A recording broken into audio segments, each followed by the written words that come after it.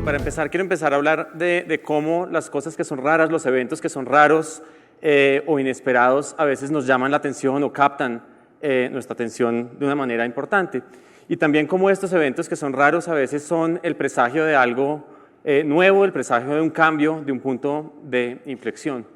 Y quiero llevarle un ejemplo, y es que uno de estos eventos raros que yo he visto en los últimos años es este mico. Este mico que ustedes ven ahí es un mono araña café.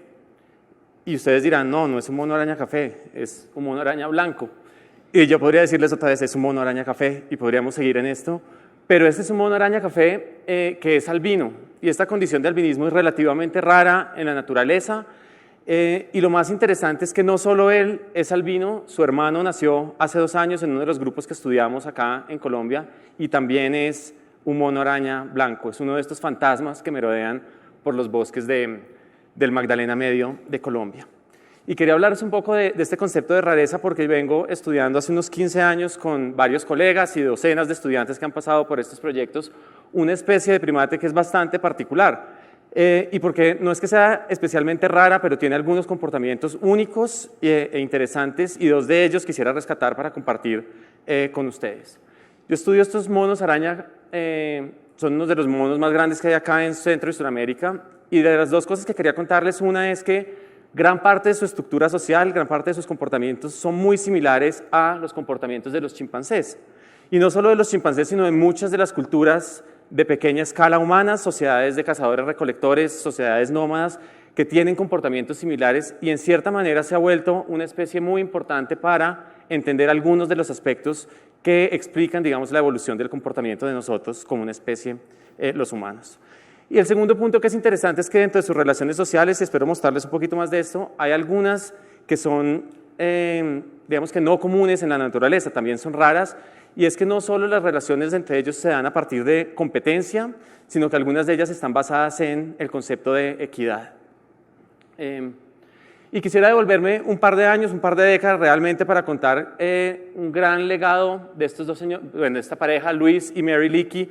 Luis y Mary no eran primatólogos, eran unos paleoantropólogos, es decir, buscaban fósiles y fósiles de humanos digamos que en África Oriental. Y han sido una de las personas más influyentes. De hecho, gran parte de sus hallazgos han llevado, digamos, a que entendamos por qué nosotros los humanos somos la única especie que camina en 2 pies, a diferencia de todos los demás mamíferos que están vivos hoy en el planeta. ¿Por qué somos tan inteligentes en cierta medida? Es decir, cómo ha sido ese proceso de la evolución del tamaño o del crecimiento del tamaño craneal. Pero algo que me parece fascinante es que no solo quisieron responder la pregunta de quiénes somos nosotros los humanos mirando hacia el pasado, sino también quisieron o se dieron cuenta que podían mirar hacia los lados y a través del estudio de nuestros parientes más cercanos podían encontrar algunas respuestas. Y ellos financiaron, digamos, o promovieron la ida a unos lugares recónditos de estas 3 primatólogas. De hecho en inglés las llaman las trimates, porque son las pioneras de los estudios, digamos, más largos que hay en primates. Jane Goodall con sus estudios en Tanzania de los chimpancés, Diane Fossey con sus estudios en Ruanda sobre los gorilas y su libro de Gorilas en la Niebla, y Birute Galdikas con sus estudios que aún perduran en la isla de Borneo sobre los orangutanes. Y lo interesante de esto es que estos estudios nos ayudaron a entender o a redefinir, en cierta manera, quiénes somos nosotros los humanos. Hay una cantidad de ejemplos, pero, por ejemplo, entendimos que nosotros no nos definimos como especie por la capacidad de usar herramientas. Muchas especies lo pueden hacer. Tampoco nos definimos por la capacidad de cazar cooperativamente. Otras especies como los chimpancés lo pueden hacer. Y acá tenemos un mono capuchino, acá en el Cerrado de Brasil, en el continente americano, rompiendo una nuez con una piedra que probablemente pese tanto como su mismo peso corporal y pudiendo acceder a unos recursos que no podría. Pero estos estudios, digamos que no son solo estos 3 estudios los que hay hoy en día, hay cientos de estudios y en cientos de especies, y una cosa que hemos aprendido de estos estudios en primates es que los primates, incluidos nosotros como una especie más, tienen unas complejas sociedades y unas relaciones sociales también supremamente complejas. La mayoría de estas sociedades, digamos, tienen individuos que pasan la mayor parte de su vida en un grupo social, que interactúan a lo largo de años o décadas, a veces con mismos individuos, y que en algunos casos se ven, por ejemplo, comportamientos como aquellos basados en competencia, donde una hembra dominante, por ejemplo, podrá acceder a los mejores recursos alimenticios y eso representará un mejor éxito reproductivo, una mayor progenie, o un macho dominante podrá acceder al acceso a un mayor número de hembras. Pero también, por otro lado, vemos una gran cantidad de comportamientos fascinantes, basados en el altruismo, en cooperación e incluso en la equidad.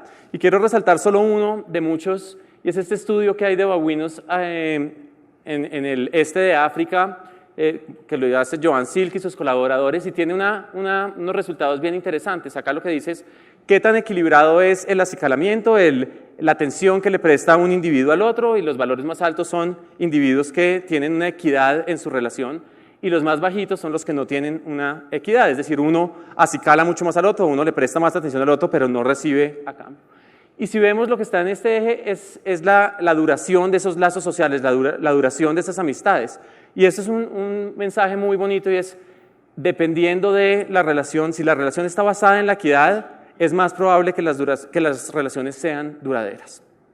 Y eso me lleva a una frase de Charles Johnson, un primatólogo norteamericano, que dice, es un momento fascinante para ser un primatólogo. Y yo creo que lo es y lo he vivido en carne y hueso y se los quiero contar. Pero yo he tenido la oportunidad de estudiar durante 15 años estos monos, los monos araña, unos, como les contaba, de los más grandes de este continente, y los he podido estudiar en unos sitios fascinantes. Esto es en la Amazonía de Ecuador, en la Amazonía, en uno de los sitios más diversos del mundo, es la Estación de Biodiversidad Tiputini, y si ustedes ven esos píxeles o esos granitos que están ahí, realmente cada uno de esos granitos es un árbol.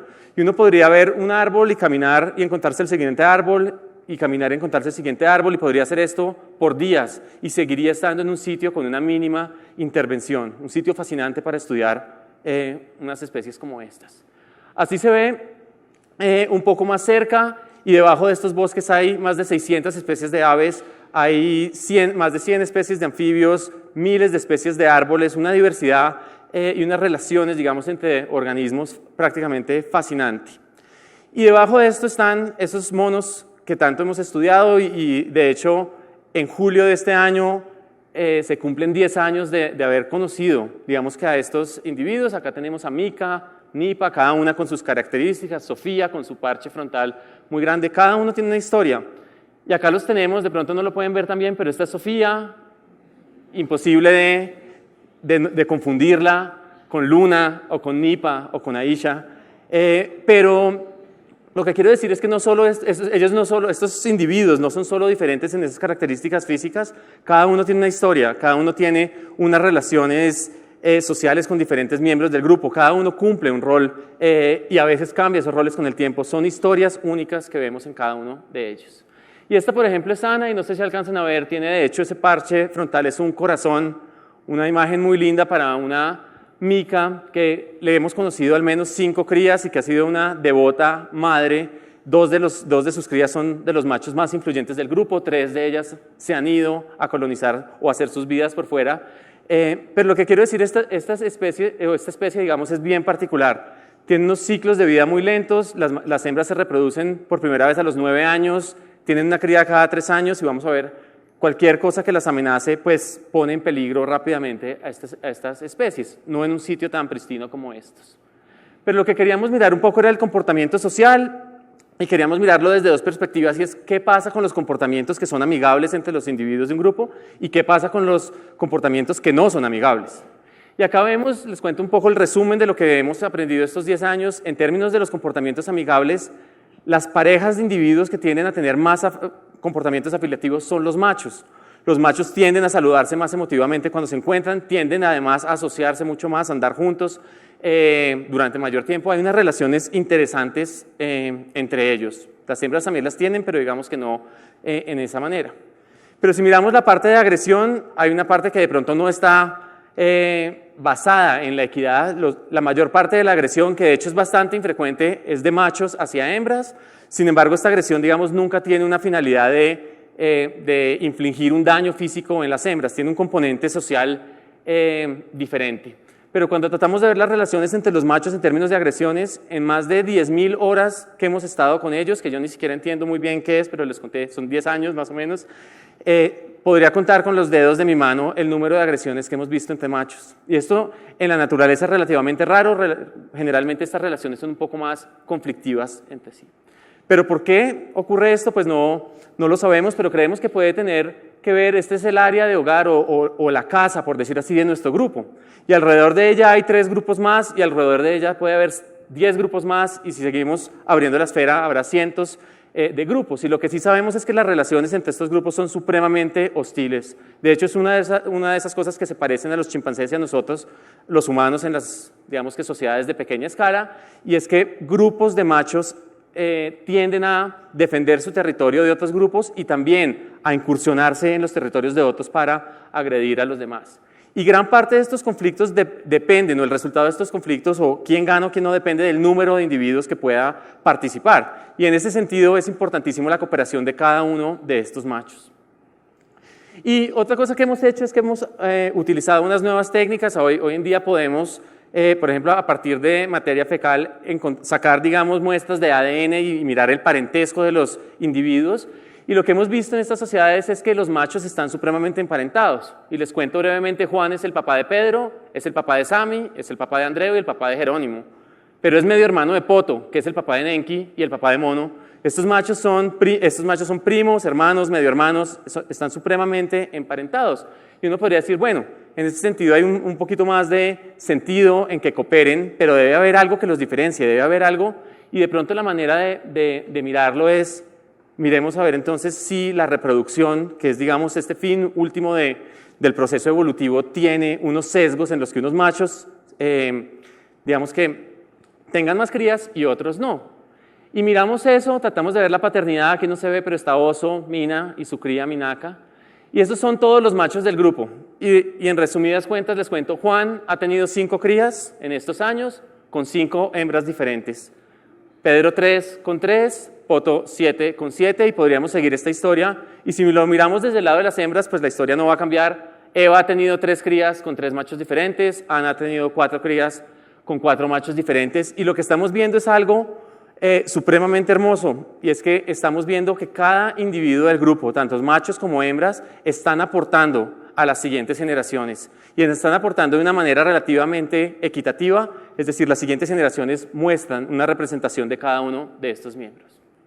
Pero Charles Janson, unas frases después de la frase que les comenté antes, también dice, es un momento triste para ser un primatólogo. Y yo también estoy de acuerdo con esto y he podido vivirlo en carne y hueso. Hoy en día prácticamente en ningún lugar del planeta hay un sitio donde podamos estudiar los primates y tratar de entender qué nos podrían decir de nuestro propio comportamiento sin que sea un sitio con una intervención fuerte humana, donde los primates realmente estén respondiendo a las presiones de un ambiente cambiante. Y eso pasa acá en el centro de Colombia, en el centro y norte de Colombia, con estos monos. Les conté los monos araña café, una de las 25 especies más amenazadas del planeta. Y una de sus principales amenazas es la pérdida del hábitat. 80% de las zonas donde vivía han sido despejadas, ¿no? Y acá se ve, hay unos parches todavía grandes en el norte de Colombia y unas zonas supremamente fragmentadas, pequeños pedacitos de bosque. Ahí no se ve muy bien, pero ya no vemos estos árboles que van hasta el infinito, es un mosaico de paisajes. Sin embargo, todavía tenemos una diversidad increíble en estos sitios. Todavía encontramos jaguares ahí, todavía encontramos en las ciénagas manatís, osos hormigueros, cientos de aves, miles o decenas de miles de insectos, e incluso lo que les contaba de estos monos araña albinos. Y eso me hace pensar, ¿qué nos estarán diciendo estos monos araña albinos? ¿Qué será este evento raro que estamos viendo? Y yo quisiera pensar que no es la misma historia de Copito de Nieve, de pronto ustedes lo conocen, es un gorila albino que vivió prácticamente toda su vida en el zoológico de Barcelona y que realmente él vino de África Occidental. Muy temprano en su edad lo llevaron y hoy en día sabemos por estudios genéticos que su albinismo tiene que ver con un problema de depresión genética, es decir, de una reducción de la variabilidad genética por esos pocos individuos que quedan aislados en pequeños parches. Y ahora empezamos a pensar, ojalá esa no sea la historia que están contando nuestros albinos, porque de ser así, estamos enfrentados a una situación supremamente crítica para esa especie y para las especies que viven allí. Y eso me hace pensar en sacar un poco esto más en una escala global. Les contaba que esto es un proceso que pasa en todos lados, pero Es cierto que como humanidad hemos, digamos que llegado a un desarrollo supremamente sorprendente. Hoy en día tenemos la capacidad de alimentar, no de una manera muy equitativa, pero de alimentar 7.000 millones de personas y logramos hacer unas cosas fascinantes, pero también es cierto que ese desarrollo, como lo hemos hecho hasta el momento, ha venido acompañado de unos costos ambientales supremamente fuertes. Y para nadie es una sorpresa ver los hábitats que se están perdiendo. Hoy no tenemos que hablar de si ocurrirá el cambio climático o no, es una realidad que está ocurriendo hoy en día. La contaminación está hasta en los lugares más más lejanos de la Tierra y estamos a puertas de lo que podría ser la sexta extinción masiva de especies.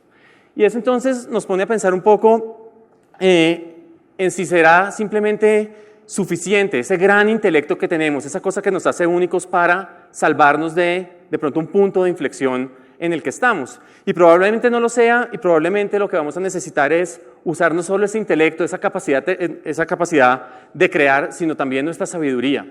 La sabiduría en la medida en que tenemos que pasar de una sociedad que, como decía Paul Gilding, una sociedad adolescente, una sociedad que no es capaz de prever qué puede ocurrirse al futuro, hacia una sociedad basada en la sabiduría, una sociedad más madura que prevé y trata de planificar un bienestar hacia el futuro. Y en ese sentido hay dos legados que quisiera dejar en términos de equidad, y es que si pensamos en términos de sabiduría, un concepto detrás de la equidad está relacionado con que todos vamos a tener que cooperar. Todos vamos a tener que tener esa responsabilidad en la medida que podamos en hacer un mundo mejor, en cambiar este mundo. Pero de otra forma también tenemos que pensar desde un aspecto relativamente ético, si somos capaces de utilizar esa sabiduría, que el mundo como tal merece, o las especies que están en el planeta merecen esa equidad. Todas esas especies merecen compartir el hermoso planeta que tenemos hoy en día. Muchas gracias.